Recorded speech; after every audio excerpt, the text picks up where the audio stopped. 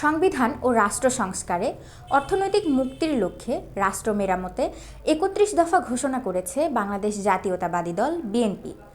BNP ঘোষিত এই ৩১ দফায় আসলে কি আছে জানাবো সবিস্তারে। সাথে থাকছি আমি উম্মে জেবিন।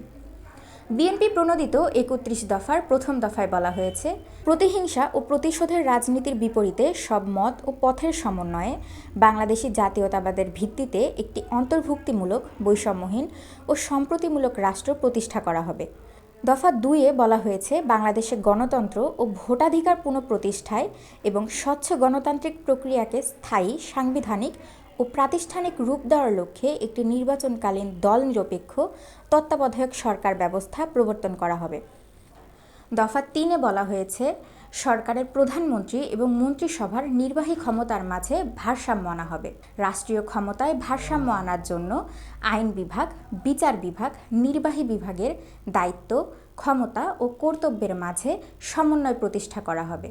দফা ৪-এ বলা হয়েছে, পরপর ২ টার্মের বেশি কোনো ব্যক্তি প্রধানমন্ত্রীর দায়িত্ব পালন করতে পারবেন না।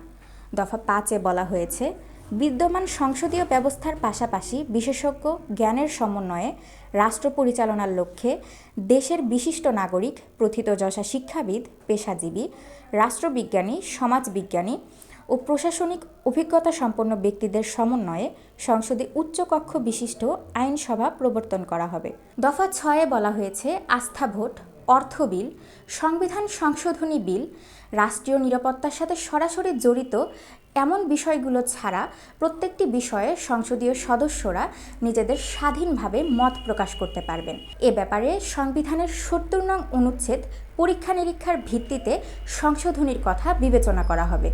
দফা ৭-এ বলা হয়েছে, রাজনৈতিক দলগুলোর মতামত এবং বিশিষ্টজনের অভিমতের ভিত্তিতে স্বাধীন, দক্ষ, নিরপেক্ষ, গ্রহণযোগ্য ও দৃঢ়চিত্ত ব্যক্তিদের সমন্বয়ে একটি কার্যকর নির্বাচন কমিশন গঠন করার লক্ষ্যে বর্তমান প্রধান নির্বাচন কমিশনার এবং অন্যান্য নির্বাচন কমিশনার নিয়োগ আইন ২০২২ সংশোধন করা হবে। ইভিএম নয়, ভোট কেন্দ্রে ব্যালট পেপারের মাধ্যমে ভোট গ্রহণ নিশ্চিত করা হবে। রাজনৈতিক দল নিবন্ধন আইন সংস্কার করা হবে। স্থানীয় সরকার নির্বাচনে দলীয় প্রতীক ব্যবহার বাতিল হবে।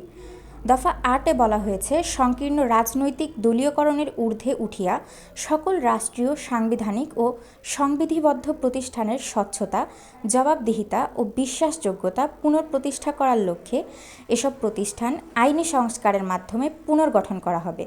শুনানির মাধ্যমে সংসদীয় কমিটির ভোটিং সাপেক্ষে এসব প্রতিষ্ঠানের সাংবিধানিক ও গুরুত্বপূর্ণ পদে নিয়োগ দেওয়া হবে।